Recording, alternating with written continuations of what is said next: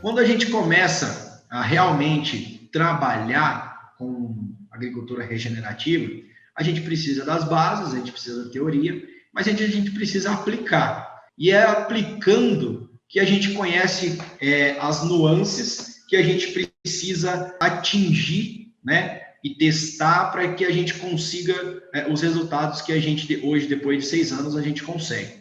Uma dessas bases, uma dessas diretrizes que a gente procura seguir, também tem muito a ver com o pessoal da EcoWag, dos Estados Unidos, que é um consultor americano, que é o John Kemp, que ele tem algumas bases e algumas ferramentas para a gente estar fazendo a mensuração dos dados que a gente levanta, né? Então, ele tem essa pirâmide fitossanitária, onde a gente pode se dizer que nos níveis 1 e 2, a gente consegue atingir com a parte química, restaurando a parte química do solo e deixando isso muito bem elaborado, e por assim dizer. E a gente tem as fases 3 e 4 dessa pirâmide, porque daí a gente precisa, nessa fase 3 e nessa fase 4, alguns diferenciais que a gente não consegue atingir se a gente não tiver uma biologia muito ativa e muito bem equilibrada entre elas. Porque a gente sabe, da teoria, principalmente da doutora Elaine, que a gente tem ali o Sol, e o Sol emite energia através da luz solar na atmosfera terrestre. A partir daí, a planta captura essa energia, e aí, com alguns fatores, ela consegue fazer ali a fotossíntese. A partir da fotossíntese, ela consegue produzir energia para ela própria e também consegue alguns fotoassimilados que ela manda isso para a raiz através dos exudados. Isso fica muito bem descrito nesse layout que vocês podem acompanhar aí na tela. E a gente tem as plantas fazendo essa exudação. E o que ela está fazendo com essa exudação? Principalmente açúcar, né, carboidratos. Ela está direcionando esse material para os micro-organismos do solo. E esses micro-organismos fazem uma simbiose com as raízes da planta. Um exemplo muito prático disso, que daí eu posso citar, que seria um bem comum que a gente tem, que é a simbiose do Bradyrhizobium com as leguminosas, né, principalmente a soja, e que a gente consegue economizar aí bilhões de dólares por ano. O Brasil consegue economizar não tendo que gastar isso com importação de nitrogênio. Então, esse micro-organismo Bradyrhizobium faz isso.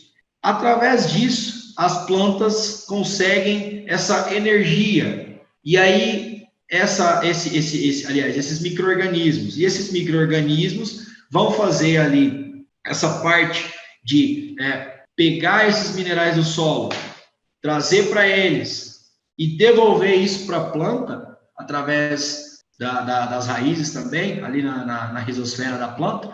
E isso, quando a planta recebe isso de volta, isso já foi passado dentro de um fungo ou dentro de uma bactéria que vai fazer essa quebra. E isso são fases. A gente tem essa primeira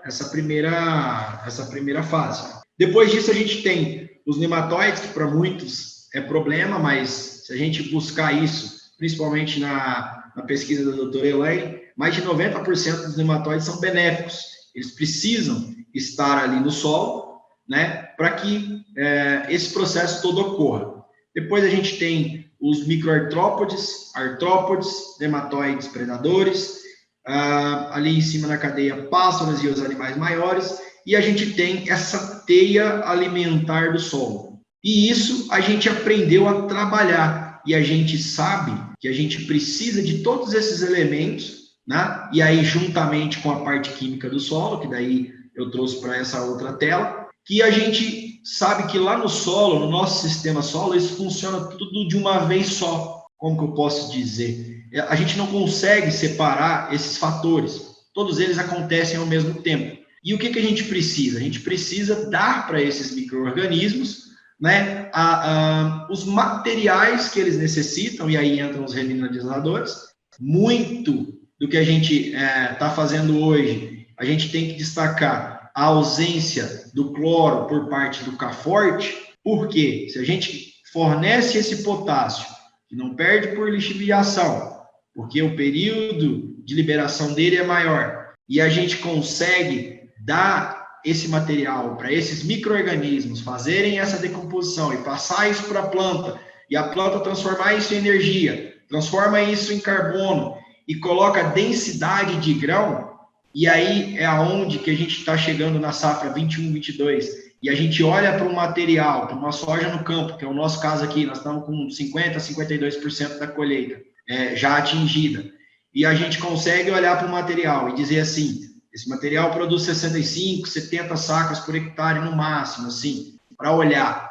E aí, quando você joga isso na balança, chega aqui para nós, a gente está conseguindo médias acima de 80 sacas por hectare, isso nos traz, isso, né, depois de 6 anos trabalhando com isso nos traz uma confiança de que cada vez mais que a gente consegue manter esses micro-organismos lá no nosso sistema e a gente, a cada safra, acrescenta ali um material, uma ferramenta a mais para eles trabalharem esse material e passar isso para a planta e ela transformar isso e retornar para nós em forma de grãos, isso é a maior satisfação que a gente pode ter. Não em contrapartida, mas em paralelo, a gente pode dizer que a gente tem uma teia alimentar do solo completa e que está funcionando bem e que a gente precisa dar condições para ela. O que é dar condições? É realmente não agredir, porque a agricultura que a gente vinha praticando desde sempre, até o ano de 2016, a safra 16, 15, 16, ela nos trouxe até aqui, ela nos deu algumas vantagens de evoluir, mas ela também nos trouxe alguns problemas. Por exemplo, o uso constante de KCl, para nós, que tem esses micro-organismos como base do nosso sistema, para que eles façam o trabalho deles e não nós temos que ficar aportando cada vez mais recursos para o sistema conseguir dar alguma resposta, a gente pode dizer que isso é uma vantagem desse sistema regenerativo para nós, sabe? Então, assim, basicamente, dentro desses pilares que a gente procura fazer aqui dentro da fazenda, nos nossos 18 talhões, o resultado está sendo muito positivo. A gente pegou a safra passada com 51 dias de seca, e aí eu vejo isso muito esse ano nessa safra com nossos amigos produtores do sul que estão passando por esse problema, o deles até um pouco mais pior. O nosso ano passado nós ficamos com 51 dias de seca, mas ainda conseguimos fechar uma média geral de 64,2. Isso nos mostra que o sistema está nos beneficiando com isso, porque a gente esperava ali no máximo uma produtividade de 50 sacas por hectare, porque a gente já tinha passado por secas de 20, 22, 17 dias e estava produzindo em torno de 50, 53 sacas. E aí, com 51 dias, a gente só podia esperar, né, produzir menos. E por causa disso, por causa desse sistema que a gente vem fazendo há 6 anos, a gente está conseguindo isso.